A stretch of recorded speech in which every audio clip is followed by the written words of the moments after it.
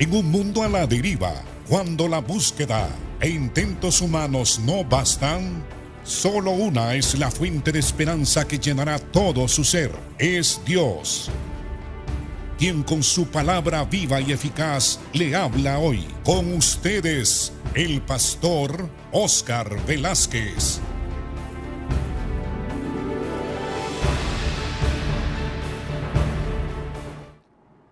Dios les bendiga, amados hermanos. Nuevamente estamos acá en sus hogares para enseñar la palabra de Dios. Estamos, como ustedes bien saben, estudiando el Evangelio según San Lucas. Estamos en el capítulo 19. Cuando Jesús va para Jerusalén en vísperas de su muerte, días antes de su muerte. Estamos leyendo en Lucas capítulo 19, versículo 28 en adelante. La palabra del Señor dice así: Dicho esto, iba adelante subiendo a Jerusalén. Y aconteció que llegando cerca de Betfagé y de Betania, al monte que se llama de los Olivos, envió 2 de sus discípulos diciendo: Id a la aldea de enfrente, y al entrar en ella hallaréis un pollino atado, en el cual ningún hombre ha montado jamás. Desatadlo y traedlo. Y si alguien os preguntare, ¿por qué lo desatáis?, le responderéis así: porque el Señor lo necesita. Fueron los que habían sido enviados y hallaron como el Señor les dijo. Y cuando desataron el pollino, sus dueños les dijeron: ¿por qué desatáis el pollino? Y ellos dijeron: porque el Señor lo necesita. Y lo trajeron a Jesús y el pollino, y subieron a Jesús encima de él, y a su paso tendían los mantos por el camino. Y cuando llegaban ya cerca de la bajada del monte de los Olivos, toda la multitud de los discípulos, gozándose, comenzó a alabar a Dios a grandes voces, porque por todas las maravillas que habían visto, diciendo: bendito el Rey que viene en el nombre del Señor, paz en el cielo y gloria en las alturas. Entonces a algunos de los fariseos de entre la multitud le dijeron: Maestro, reprende a tus discípulos. Y él respondiendo les dijo: Os digo que si estos callaran, las piedras clamarán. Y cuando llegó cerca de la ciudad, al verla, lloró sobre ella, diciendo: oh, si también tú conocieses, a lo menos en este tu día, lo que es para tu paz, mas ahora está encubierto a tus ojos, porque vendrán días sobre ti cuando tus enemigos te rodearán con vallado y te sitiarán. Por todas partes te estrecharán y te derribarán a tierra y a tus hijos dentro de ti, y no dejarán en ti piedra sobre piedra, por cuanto no conociste el tiempo de su visitación. Este pasaje habla de la entrada triunfal de Jesús. Y este pasaje también revela el cumplimiento de una profecía del Antiguo Testamento que se habla de la entrada de Jesucristo a la ciudad de Jerusalén, que es la capital de Israel. He aquí viene tu rey manso y humilde, sentado en un pollino de asna, en un pollino hijo de asna. Este es el cumplimiento, amados hermanos, de aquella profecía que se pronunció muchísimos años antes. Cuando Jesús vino a este mundo, Él decía que el tiempo se había cumplido y que el reino de los cielos se había acercado. Esto lo dijo porque Él es el rey. Y este rey vino en la primera venida especialmente para ofrecer su vida en rescate de muchos, como también el ángel Gabriel le había dicho a María cuando le anunció que ella iba a tener un hijo, cuyo nombre sería Jesús, porque él salvaría al pueblo de sus pecados. Pero la única manera de que Jesús pudiera salvar al pueblo de sus pecados y que más tarde pudiera también salvar a multitudes de personas de otras razas, de los gentiles, era necesario que Jesús viniese a la tierra como el Cordero de Dios que quita el pecado del mundo. Así lo anunció Juan el Bautista, el profeta, el heraldo, el precursor de Jesucristo, que fue enviado para preparar el camino del Señor. Y cuando vino acá a la tierra, Jesús sufrió gran persecución y oposición de parte de la élite religiosa judía, sacerdotes, escribas, fariseos, saduceos, todos estaban en contra de Jesús, porque Jesús hizo actos y predicó y enseñó cosas que desafiaban el status quo que existía en Israel, porque la gente estaba muy cómoda y porque la gente no se ciñó a la palabra de Dios, sino más bien quebrantó esta palabra.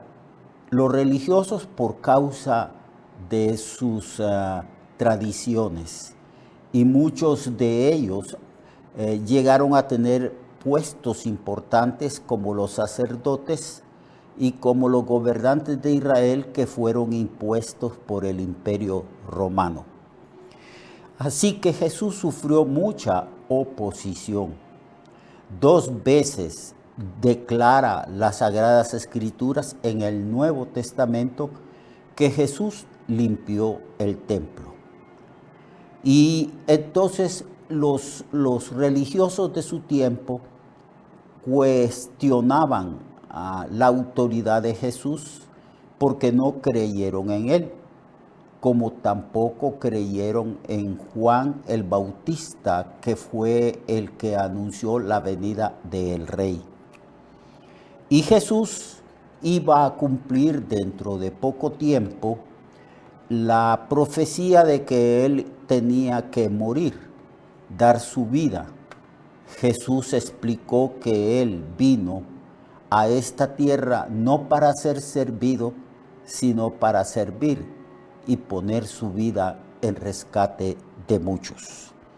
Aquí vemos pues a Jesús yendo a Jerusalén, porque no es posible, dijo el Señor, que un profeta muera fuera de Jerusalén. Y como Jesús había hecho durante su ministerio, que algunos dicen que duró durante 3 años, otros 3 años y medio, y como Jesús hizo grandes maravillas, prodigios, milagros, portentos. Entonces la gente estaba maravillada y mucha gente humilde creyó el mensaje de Cristo y creyeron en Cristo a causa de sus obras y creían que ciertamente era el Mesías. Lo que no comprendía la élite, la clase religiosa y gobernante de Israel, es que Jesús era el Mesías prometido. Lo rechazaron porque tenían sus propios intereses y porque buscaban su propia gloria, su propia comodidad y trataban de mantener el status quo, es decir, la situación tanto social, política y religiosa. Entonces, por esa causa lo perseguían y rechazaban sus enseñanzas. Cuando él hacía milagros, llegaron ellos al colmo de la incredulidad y del rechazo a Jesús, que no quisieron recibir ese testimonio que el Espíritu Santo daba de Jesús, porque el Espíritu Santo justificaba a Jesús y declaraba de Jesús que era el Cristo, el Salvador del mundo. Entonces ellos lo rechazaban y decían que Jesús hacía milagros por el poder de Belcebú, es decir, por el poder del diablo, de Satanás. Así que cuando el Señor va camino a Jerusalén, los discípulos de él creían en ese momento que Jesús iba a tomar posesión del poder tanto político y religioso de Israel, por cuanto se tenían que cumplir las profecías del Antiguo Testamento que hablaban de un Mesías que venía con gran poder para someter los ejércitos del mundo y someter a todos sus enemigos. Pero no comprendían, amados hermanos y hermanas y amigos, que primero este rey poderoso que venía a someter a sus enemigos, según algunas de las profecías que estaban escritas en el Antiguo Testamento, no entendieron que también ese rey poderoso iba a cumplir un papel de un cordero que tenía que ser inmolado. Es decir, no entendieron que Jesús tenía que entregar su vida a causa de los pecados del pueblo para poder salvar y perdonar los pecados del pueblo de Israel. Entonces aquí lo recibieron como rey, Era costumbre que después de los periodos de guerra, donde los reyes salían a guerrear para vencer a sus enemigos y para obtener cada vez más riquezas, el botín de sus enemigos, y para adquirir más terreno, más tierra, para gobernar sobre todos sus enemigos y ampliar la grandeza del reino. Era costumbre que esos reyes, cuando regresaban y entraban a su país, venían triunfantes, montados en yeguas blancas o en caballos blancos, que era el símbolo de la victoria.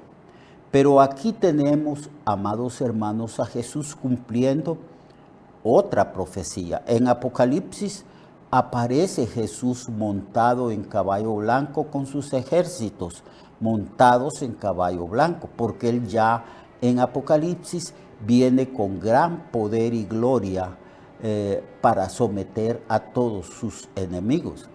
Pero aquí este rey ya viene montado, viene manso y viene humilde, y se especifica, se señala que viene montado en un burrito, en un pollino, hijo de asna. Y se menciona que viene manso y humilde.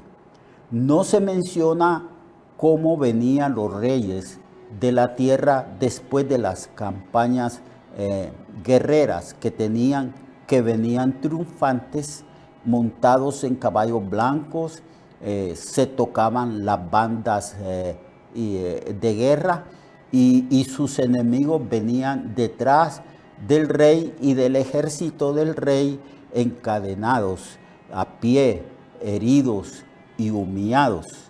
No, aquí vemos a Jesús viniendo montado, humilde y manso en un burrito. ¿Qué indicaba esto? Indicaba que este rey, primero, para poder salvar al pueblo de Israel de sus pecados y para poder salvar a multitudes, a millones de personas de todas las razas del mundo, de los gentiles, como solían los israelitas llamar a las demás razas que habían en este mundo. Para hacer eso, Jesús primero tenía que expiar los pecados del pueblo. Él tenía que tomar el lugar de los pecadores. Y por eso entró a Jerusalén manso y humilde para cumplir la primera profecía de que Él tenía que venir como un redentor, como un cordero, como una oveja al matadero. Así que este es el cumplimiento de una de las profecías que se repiten en el Antiguo Testamento. Y también hay un cumplimiento de Cristo cuando Él va a venir como Rey de Reyes y Señor de Señores, con gran poder, de tal manera que las potencias de los cielos serán conmovidas, la tierra temblará. Y la gente enemiga de Cristo en el futuro, cuando Él venga como un poderoso Rey, entonces sus piernas temblarán, clamarán y le dirán a los collados, a las rocas, escóndenos de la ira de aquel que viene. Entonces aquí vemos la entrada de Cristo como humilde rey. He aquí viene tu rey, manso y humilde. Entró a Jerusalén e hizo una limpieza del templo. Entonces vinieron contra él los religiosos, los sacerdotes, los sumos sacerdotes, los levitas y también los fariseos y los escribas que interpretaban las sagradas escrituras. Y entonces, poniendo en duda la autoridad de Cristo, le hicieron esta pregunta: ¿con qué autoridad haces esto? Entonces Jesús entra allí para cumplir esa profecía. Y le decían: Maestro, reprende a tus discípulos. Y él respondiendo le dijo: os digo que si estos callan, las piedras clamarán, porque era el cumplimiento de una profecía. Y porque también todos los que clamaban y decían: Hosana, bendito el que viene en el nombre del Señor, estaban cumpliendo la profecía y estaban afirmando que ciertamente aquel que venía montado, manso y humilde en un burrito, es el verdadero Mesías, el Salvador del mundo. Pero no creyeron en él, sino que lo rechazaron y lo llevaron a la cruz. Pero todo esto era un plan y un cumplimiento del plan de Dios para salvar a la humanidad, no a todos, sino a los escogidos, de sus pecados, y podamos así, usted y yo, hermano y hermana, ser salvos por la obra redentora de Jesucristo.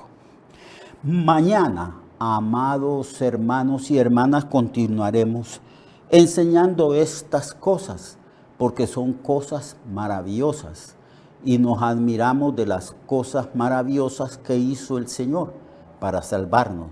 Sobre todo nos maravilla su amor redentor y sacrificial cuando Él dio su vida por nosotros en la cruz. Dios le bendiga.